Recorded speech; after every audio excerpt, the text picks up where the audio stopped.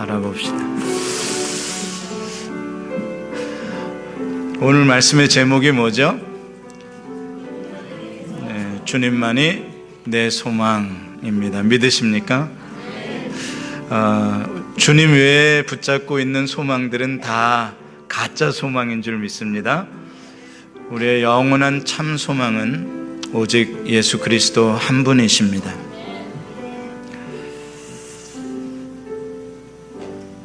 아직 이른 아침, 이제 동편의 태양이 어슴풀에 떠오르고 있는 그 시간에 어디선가 아주 절규하듯 부르짖는 비명소리가 메아리 칩니다.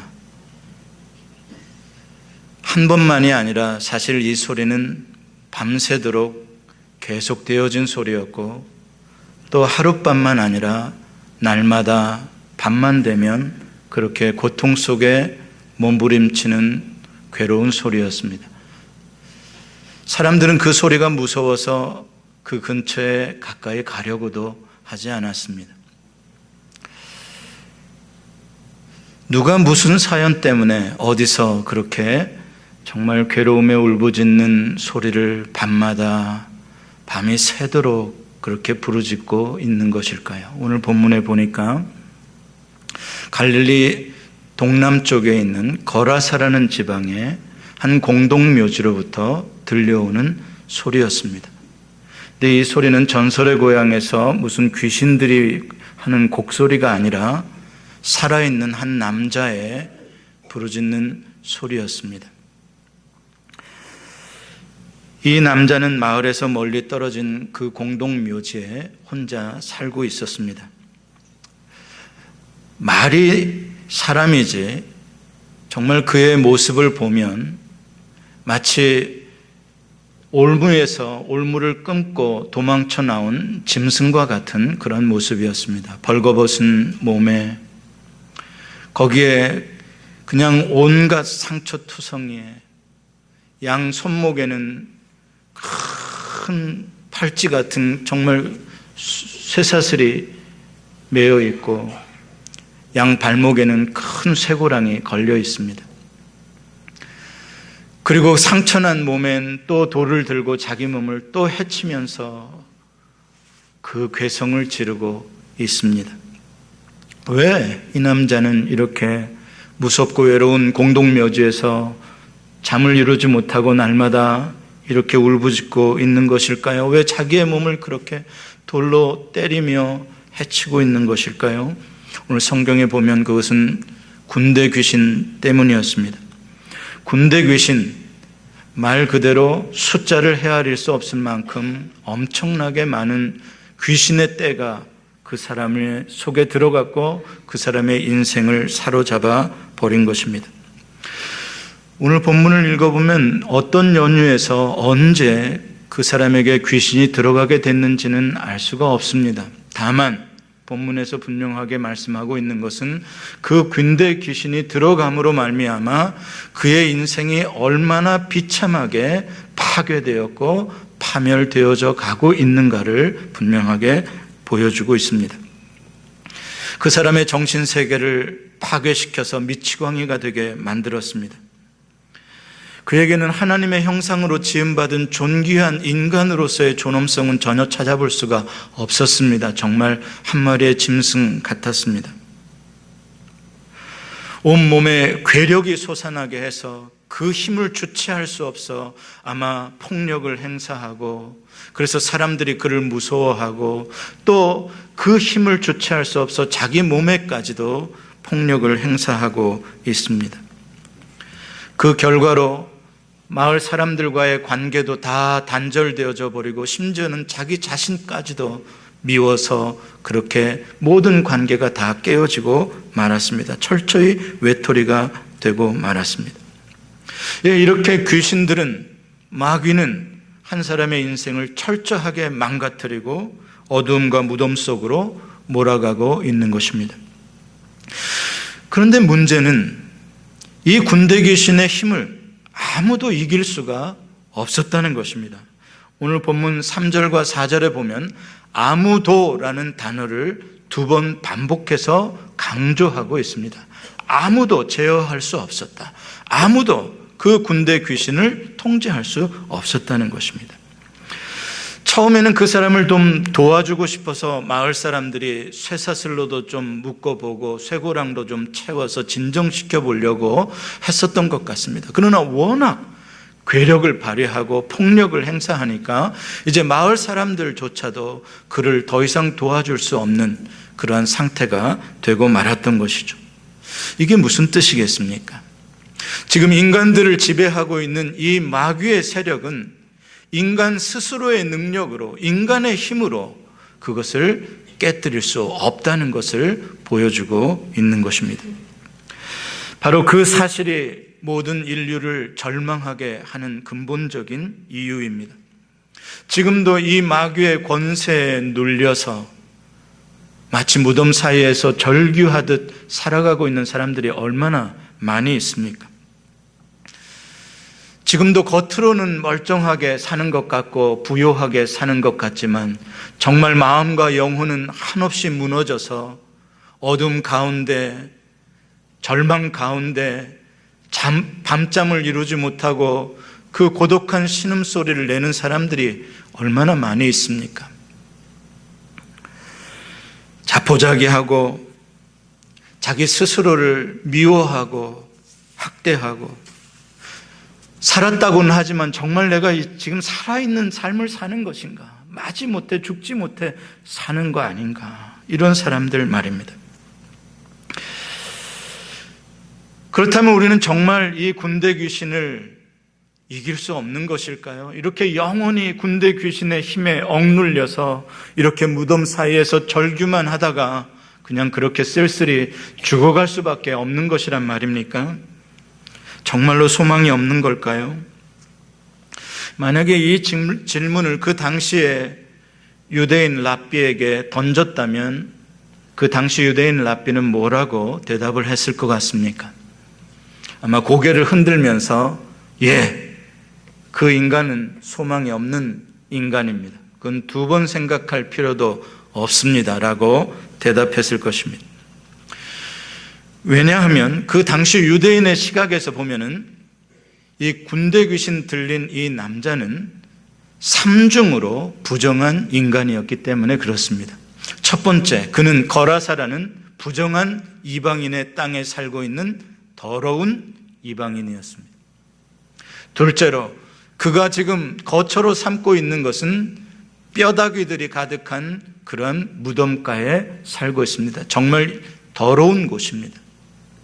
셋째로, 외적인 환경만 더러운 곳에 사는 것이 아니라 그 사람 안에는 더러운 귀신이, 군대 귀신이 들어 있습니다. 이 사람은 그야말로 완전히 토털리 더러운 인간입니다. 그래서 마치 그는 사람이 아니라 돼지와 같은 모습으로 비춰지고 있는 것입니다. 유대인들은 자기와 거의 같은 동족인 사마리아 사람들, 그 사람들조차도 부정하다고 그래서 사마리아 마을을 아예 통과하지 않고 상종하지도 않고 살았던 사람들입니다. 자기들만 거룩하고 자기들만 깨끗하다고 생각했던 사람들입니다. 그 사람들이 이렇게 거라사라는 곳에, 그 더러운 공동묘지에, 그 더러운 군대 귀신 들린 사람이라면 정말 가까이 가고 싶지 않은 사람이고 정말로 그 근처에도 얼씬하고 싶지 않은 대상입니다. 또 가까이 가서도 안 되는 대상입니다.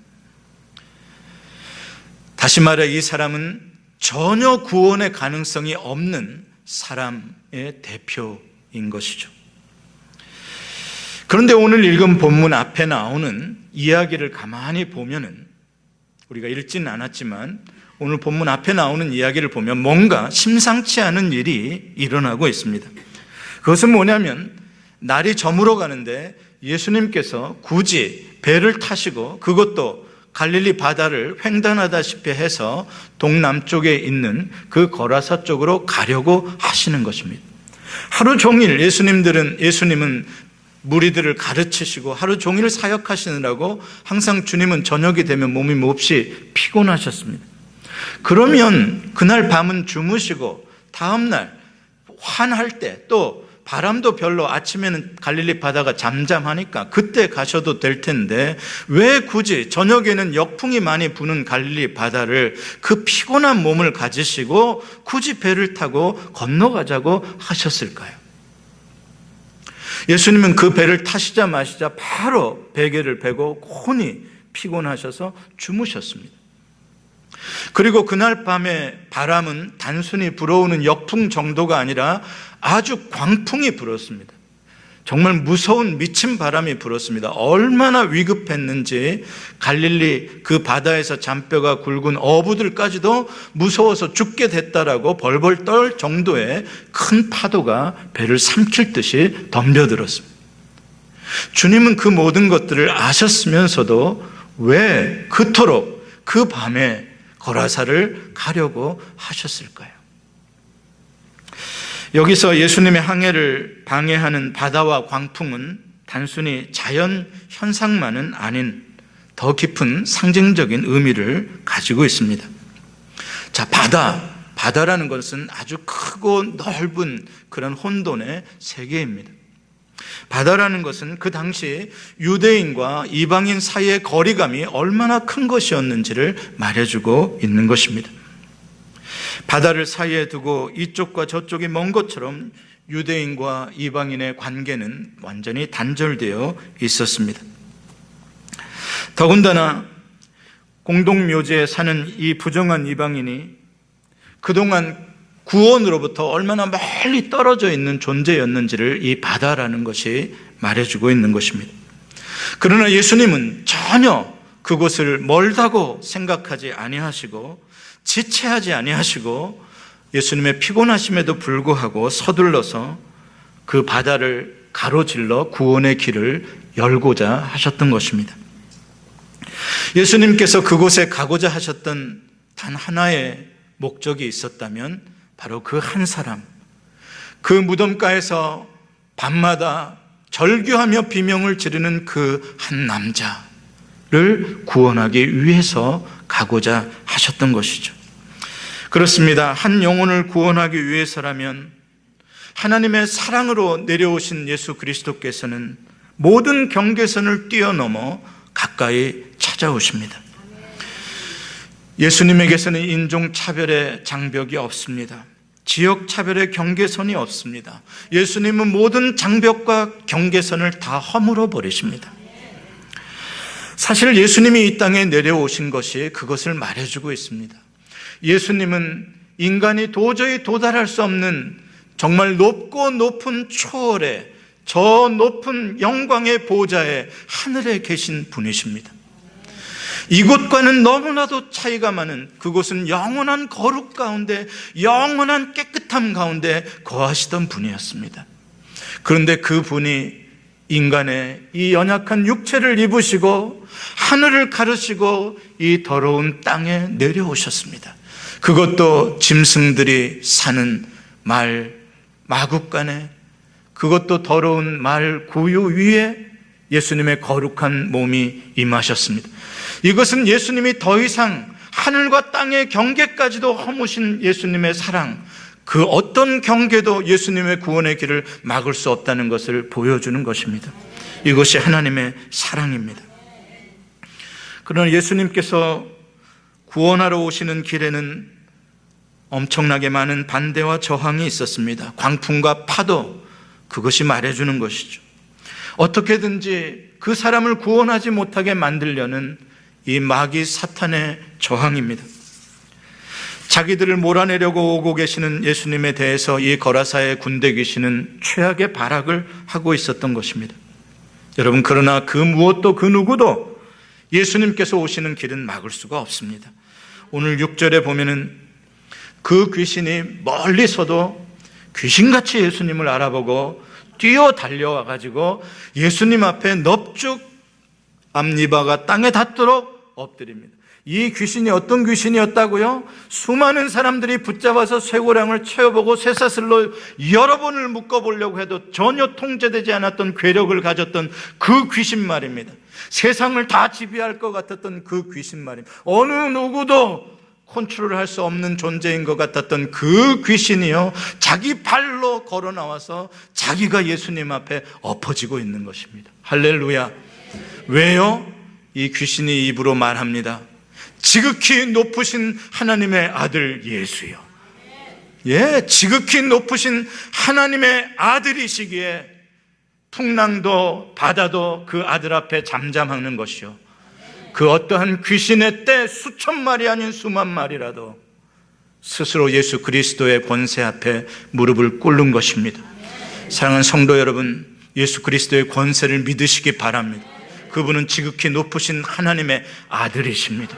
그분이 오시는 길은 어느 누구도 막을 수가 없습니다. 귀신의 때 학자들은 한 군단의 규모가 6,000명이기 때문에 6,000마리의 귀신이라고 하겠지만 여기서는 수없이 많은 귀신의 떼라는 것을 말해주고 있는 것이죠. 그것은 곧 귀신으로서 할 수 있는 강한 힘을 가졌다는 것을 말해주고 있습니다. 아무리 강한 힘이라도 주님 앞에서는 스스로 도망칩니다. 또한 여기에는 영적인 깊은 의미가 들어 있습니다. 이 귀신의 힘이라는 것은 다름이 아니라 온 인류를 죽음 가운데로, 무덤 가운데로 몰아가고 억압하고 모든 자유를 빼앗고 있는 이 모든 인류의 죄악의 집단을 말하고 있는 것입니다. 그 죄악 때문에 온 인류가 이렇게 무덤가에서 마치 정말 죽음을 향하여 가는 사람들처럼 그렇게 살아가고 있지 않습니까? 예수님은 그러나 그 모든 저항과 방해를 다 이기시고 죄악과 마귀의 권세를 십자가에서 깨뜨리시고 부활로서 승리하셨습니다. 그래서 주님은 영원한 승리요 영원한 소망이신 것입니다. 우리는 때때로 이 무덤가에 있는 이 남자처럼, 아니면 큰 풍랑이 있는 바다에서 두려움 가운데 떨고 있는 제자들처럼 나는 죽게 되었다고 괴성을 지르고, 주님 왜 나를 도와주시지 않는 것입니까? 주님을 원망하고 할 때도 많이 있습니다. 주님이 정말 멀리 계시는 것 같습니다. 내가 외치는 이 소리는 그냥 공허한 밤하늘을 가르는 메아리처럼 들려질 때가 얼마나 많이 있습니까? 의심이 일어납니다. 여러분, 그러나 그렇지 않습니다. 주님은 나의 음성을 들으십니다. 나를 구원하시기 위해 조금도 지체하지 아니하시고 그 밤에 배를 타고 광풍과 파도를 뚫고 나에게 오시는 분이십니다. 그것이 우리의 소망입니다. 밤마다 무덤 사이에서 울부짖던 그 소리는 결코 공허한 외침이 아니었습니다. 그 소리를 주님께서는 시공을 초월해서 듣고 계셨습니다. 알고 계셨습니다. 사랑하는 성도 여러분, 여러분들이 남몰래 흐리는 그 고통의 눈물, 고독한 신음, 주님은 알고 계십니다. 아무도 몰라도, 아무도 내가 이렇게 아프게 힘들게 살고 있다는 거 그 누구가 몰라도 주님은 아십니다. 아실 뿐만 아니라 주님은 나를 찾아오십니다. 오늘 본문 2절에 보면 그 사람이 무덤 사이에서 나와 예수를 만나니라 라고 말씀합니다. 무덤 사이에서 나와 예수를 만나니라. 이 말씀은 너무나 감동적인 말씀입니다. 무덤 사이에서 나와 예수를 만나니라. 여러분, 예수를 만난다는 것이 너무나 놀라운 일인 것입니다. 예수를 만나니까 달라지는 것입니다. 예수를 만나니까 변하는 것입니다. 무덤에서 나와야 하는 것이죠. 무덤에서 나와 예수를 만난 것입니다. 무덤 사이에 감추어졌던 그 외로움에, 감추어졌던 그 모든 아픔의 고통의 문제들이 예수님 앞에 드러나게 되는 순간 주님이 다 풀어주시는 것입니다. 주님이 다 해결해 주신 것입니다. 아무도 도와줄 수 없었다고요? 아무도 그 누구도 풀어줄 수 없었다고요? 아니요. 주님은 그를 풀어줄 수 있고, 아니, 그를 풀어주시기 위하여 오신 것입니다. 주님을 만나면 변합니다. 완전히 변합니다. 그 절망의 깊은 공동묘지가 변하여 소망의 빛으로 바뀌는 것이죠. 여러분, 이 사람이 어떻게 변했습니까? 여러분, 이 사람은 짐승 같은 존재였는데 이제 정말 하나님의 존귀한 형상을 가진 예수를 만난 사람이 되었습니다. 제 정신이 온전한 정신이 들어왔습니다. 그리고 인간답게 이제 비로소 옷을 입고 있습니다. 무덤 사이와 산을 날뛰던 광인이 아니라 미치광이가 아니라 이젠 얌전하게 예수님의 발 앞에 앉아서 예수님과 대화를 나누는 사람이 되었습니다. 공동묘지에서 혼자 외롭게 사는 사람이 아니라 이제 가족의 품에 들어와서 가족과 함께 마을 사람들과 함께 관계가 회복된 사람이 되었습니다. 그뿐만이 아닙니다.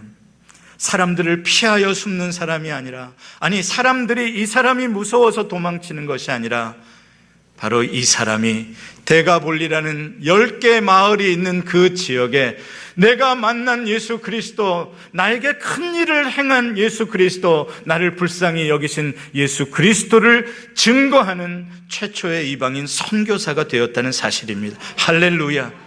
여러분, 이 광인이 이 무덤가를 배회하며 방황하며 울부짖던 이 사람이 예수 그리스도의 증인이 되어 천국 복음을 그 지역에 전파할 사람이 되리라고 누군들 상상이나 했겠습니까? 이게 주님이 베푸시는 구원입니다. 여러분의 삶에 이러한 기적이 일어나기를 축복합니다. 이것이 오늘 우리가 들어야 하는 복음이고 오늘 본문을 통해서 주님이 우리에게 정말로 들려주시고자 하는 말씀인 것입니다. 아무리 불가능한 상황이라도, 아무리 오래된 질병이라도, 아무리 해결할 수 없는 문제라도 주님 앞에는 상관이 없습니다. 아무리 큰 죄악을 범해서 그 죄가 나를 누르고 있다고 하더라도, 아무리 나를 도와줄 사람이 하나도 없다고 하더라도 상관이 없습니다. 그렇기 때문에 예수님이 나를 도우시려고 오셨습니다. 그래서 우리는 주님이 필요한 것입니다. 주님만이 나를 도와주실 수 있고 예수님만이 나를 무덤에서 건져주실 수 있기 때문에 나를 찾아오신 것입니다. 우리가 할 수 있는 일이 무엇이냐고요? 우리가 할 수 있는 일은 무덤에서 나와 예수를 만나는 일입니다. 더 이상 입을 뒤집어 쓰고 더 이상 고독의 신음 가운데 있지 말고 주님 앞에 나오는 것입니다. 옆에 계신 주님을 붙잡는 것입니다. 주님은 여러분을 위해서 여러분 곁에 가까이 오셨습니다. 나의 모든 문제를 드러내면 주님이 해결을 하십니다. 그러나 놀랍게도 오늘 본문에 보면 그 예수님을 거절한 사람들이 나옵니다. 이 이야기를 들은 마을 사람들입니다. 아마 그 마을 사람들 중에서도 특별히 바다에 몰사한 2,000마리나 넘는 돼지떼의 소유주들이었을 것입니다. 재산상 큰 손해를 입고 말았습니다. 예수님을 거절했습니다. 그들은 물질의 돈에 눈이 멀어 있었던 것입니다. 자기들의 구원과 영생보다도 자기가 소유하고 있는 돼지가 더 소중했습니다.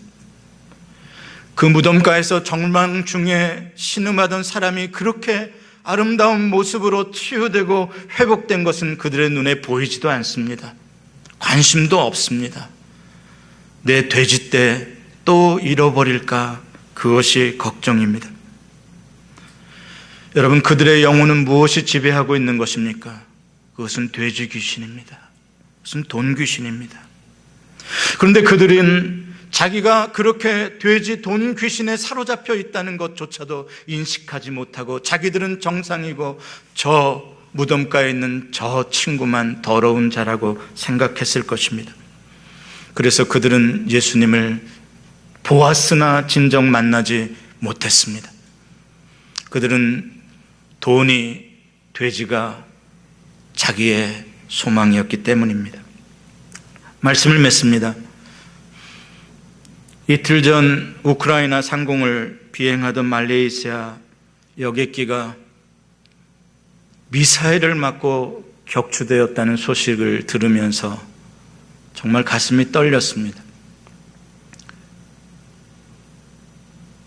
298명이 한순간에 다 목숨을 잃었습니다. 그 중에 80여 명이 아이들이었다고 합니다.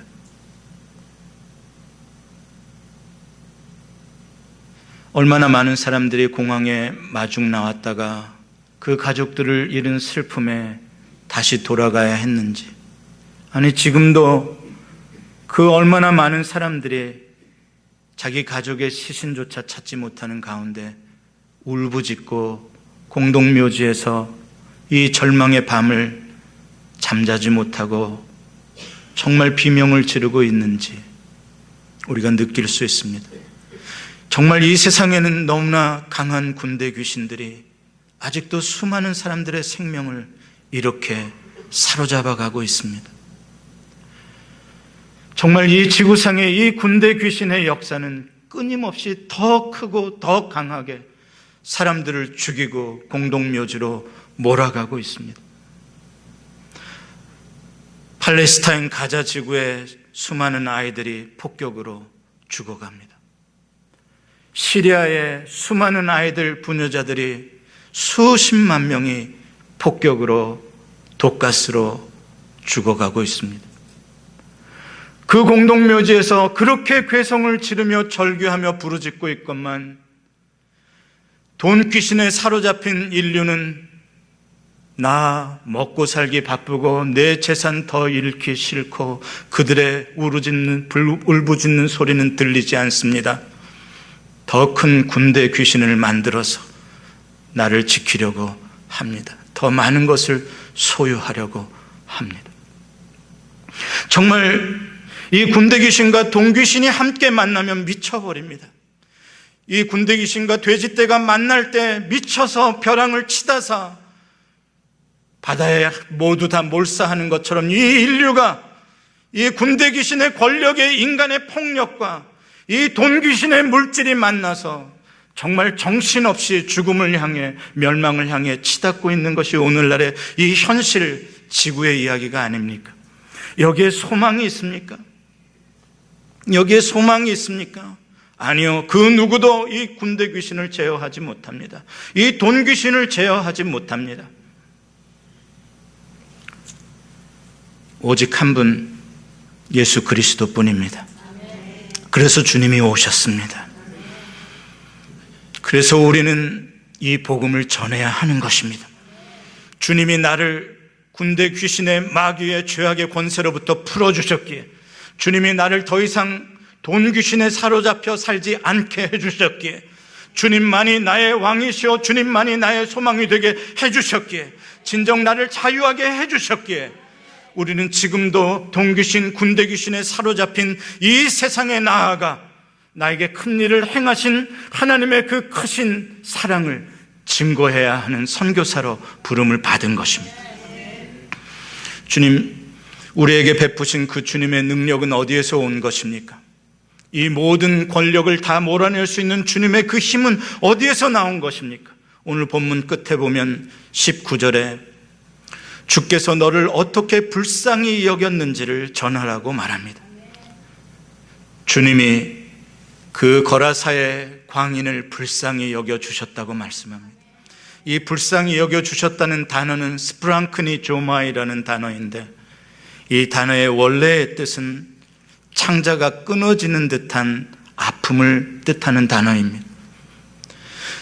주님은 그 광인을 보면서 창자가 끊어지는 듯한 아픔을 느끼셨던 것입니다. 그 주님이 불쌍히 여기시는 그 창자가 끊어질 듯한 그 아픔에 사랑 통하여서 광풍도 바다도 잠잠케 하시고 군대 귀신도 쫓아내시고 그 사람을 살려주실 수 있었던 것입니다. 이것이 우리의 소망입니다. 아무리 강한 세력이라고 하더라도, 어떠한 환난과 고통이라고 하더라도 하나님께서 택하시고 하나님께서 정하신 하나님의 백성을 영원히 지배할 수 없습니다. 이 세상에 아무리 군대 귀신, 돈 귀신이 비탈길로 몰아간다고 하더라도 이 세상에는 소망이 있습니다. 예수 그리스도께서 모든 죄악을 십자가에서 감당하시고 부활하셨기 때문인 것입니다. 이것이 소망입니다. 이것이 생명입니다. 구원자이신 예수 그리스도께서는 반드시 찾아오십니다. 다시 재림하실 뿐만 아니라 지금도 어둠 가운데서 외롭게 나 혼자 울고 있는 모든 사람들, 주밖에 없는 사람들에게 주님은 찾아오십니다. 기억하십시오. 예수님은 지극히 높으신 하나님의 아들이십니다. 그분은 전능자이십니다. 그분은 그 무엇으로도 막을 수 없는, 끊을 수 없는, 나를 향하여 자신의 창자가 끊어질 듯한 아픔의 고통을 느끼듯이 나를 사랑하시는 분이십니다. 그분이 여러분들을 붙잡고 계십니다. 주변의 사람들, 주변의 환경들, 조금도 변할 것 같지 않는 이 절망, 이 어두움, 아니요. 주님을 만나는 순간에 변할 수 있습니다. 바뀔 수 있습니다. 주님을 바라보시기 바랍니다. 주님만이 우리의 영원한 소망이요, 이 땅의 영원한 소망입니다. 기도하시겠습니다.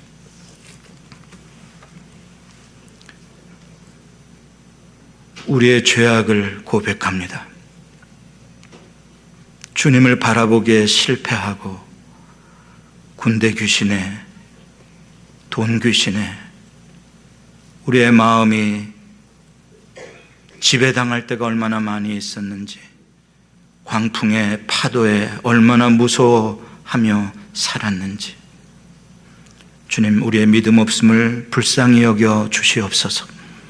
지금도 깊은 밤 어둠 가운데 남몰래 고독하게 눈물 흘리며 부르짖고 있는 성도들을 돌아보시며 그들의 아픔을 주님이 보시옵시고 들으시옵시고 구원하여 주옵소서. 찾아와 주옵소서. 주님, 지금도 세계 곳곳에서 가족을 잃은 슬픔 가운데, 정말 어찌할 수 없는 비명 가운데 있는 사람들을 찾아가 주시고 주님 위로해 주옵소서. 나인성 과부를 위로해 주셨던 것처럼 저들에게 부활의 소망을 주시옵소서.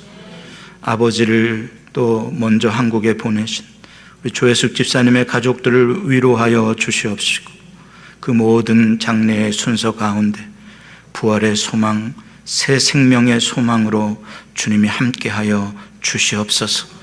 하나님, 이 지구상에 우리가 정말 거라사에 정말 구원받은 선교사가 되어 주의 복음을 들고 나가게 하여 주옵시고, 아버지 하나님, 정말 주님만이 소망이신 것을 외치는 선교사가 되게 하여 주옵소서.